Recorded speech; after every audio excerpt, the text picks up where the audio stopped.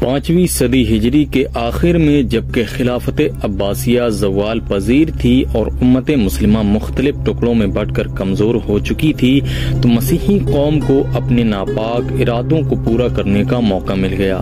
Media وار کے تحت پطرس راہب نے مسلمانوں کے مظالم کی فرضی داستانیں سنا کر پورے یورپ میں اشتعال پیدا کر دیا اور مسیحی دنیا میں ایک سرے سے دوسرے سرے تک آگ لگا دی۔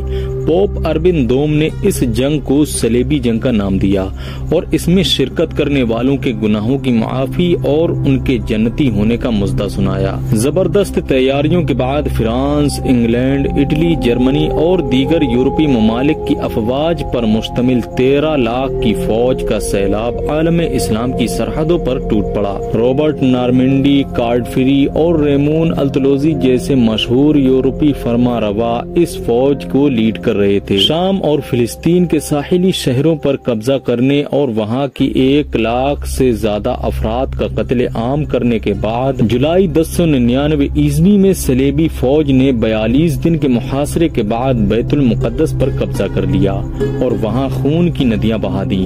فرانسیسی مورخ میشو کے بقول صلیبیوں نے ایسے تعصب کا ثبوت دیا جس کی مثال نہیں ملتی۔ عربیوں کو اونچے اونچے برجوں اور مکانوں کی چھت سے گرایا گیا، آگ میں زندہ جلایا گیا، گھروں سے نکال کر میدان میں جانوروں کی طرح گھسیٹا گیا۔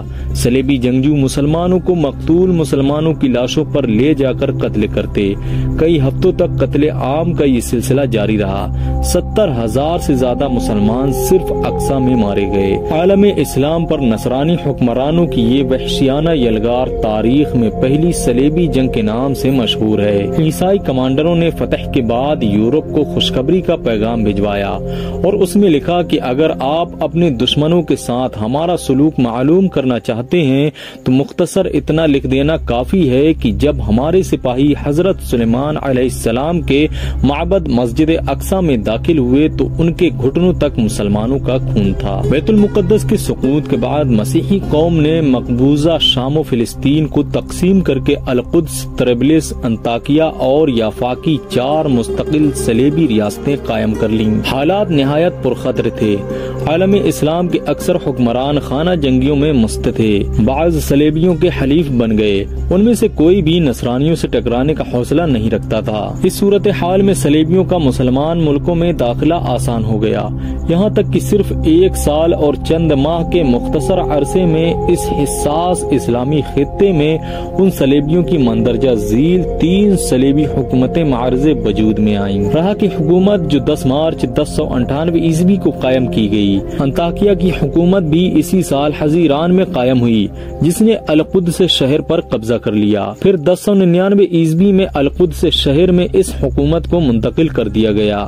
پھر یہ شہر صلیبیوں کے ہاتھوں ہی میں چلتا آیا، یہاں تک کہ 88 سال کے بعد صلاح الدین ایوبی رحمۃ اللہ علیہ نے 1187 عیسوی میں ان سے واپس لے لیا اور تیسری حکومت طرابلس کی تھی جو 1109 عیسوی میں بنائی گئی۔ صلیبیوں کی اس تیز رفتار سے حکومتیں بنا لینے میں ہمیں زیادہ حیرانی نہیں ہونی چاہیے، کیونکہ ہم گزشتہ پشیمان کن اور ذلت آمیز اسباب دیکھ چکے ہیں اور اس سے بڑھ کر یہ حالت دیکھتے ہیں کہ ہمارے ان قلعوں کے والیوں اور شہروں کے امراء میں سے چند ایک تو ان حملہ آوروں سے باقاعدہ تعاون بھی کیا کرتے تھے، اپنے مال اور اپنی اولاد ان کے سامنے حاضر خدمت کر دیا کرتے تھے، اس حال میں کہ وہ القدس شہر پر قبضہ کرنے والے تھے، جیسا کہ شیزر میں بنو منقذ نے کیا اور طرابلس میں بنو